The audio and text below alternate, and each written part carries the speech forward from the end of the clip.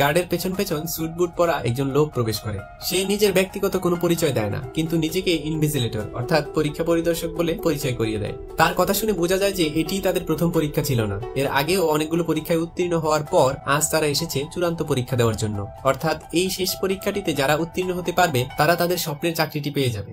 এরপর পরিদর্শক তাদেরকে পরীক্ষার নিয়ম কানুন বুঝিয়ে দিতে শুরু করেন। এই পর্যন্ত বহু লোক এই পরীক্ষায় অংশগ্রহণ করার চেষ্টা করেছে, কিন্তু তাদের মধ্যে তোমাদের 8 জনকেই সিলেক্ট করা হয়েছে। এখন তোমাদের প্রত্যেকের জন্য দুটি অপশন রয়েছে, হয় তোমরা পরীক্ষায় পাশ করে তোমাদের স্বপ্নের চাকরিটি পেয়ে যাবে, অথবা পরীক্ষার রুল ভঙ্গ করে ডিসকোয়ালিফাই হয়ে বাসায় চলে যাবে। তোমাদের প্রত্যেককে একটি করে প্রশ্নপত্র দেওয়া হয়েছে, আর তোমাদের জন্য একটি মাত্র প্রশ্নই রয়েছে। প্রশ্নের সঠিক উত্তর দেওয়ার জন্য তোমরা 80 মিনিট সময় পাবে। তবে সময় শুরু করার আগে তোমাদেরকে এই পরীক্ষার কিছু নিয়ম বলে রাখি। পরীক্ষা চলাকালীন সময়ে তোমরা আমার সাথে অথবা গার্ডের সাথে কোনো ধরনের কথা বলার চেষ্টা করতে পারবে না। পরীক্ষার প্রশ্নপত্র কোনোভাবেই নষ্ট করা যাবে না, সেটা ইচ্ছাকৃতভাবে হোক অথবা অনিচ্ছাকৃতভাবে হোক। পরীক্ষা চলাকালীন সময়ে কেউ এই রুমের বাইরে যেতে পারবে না।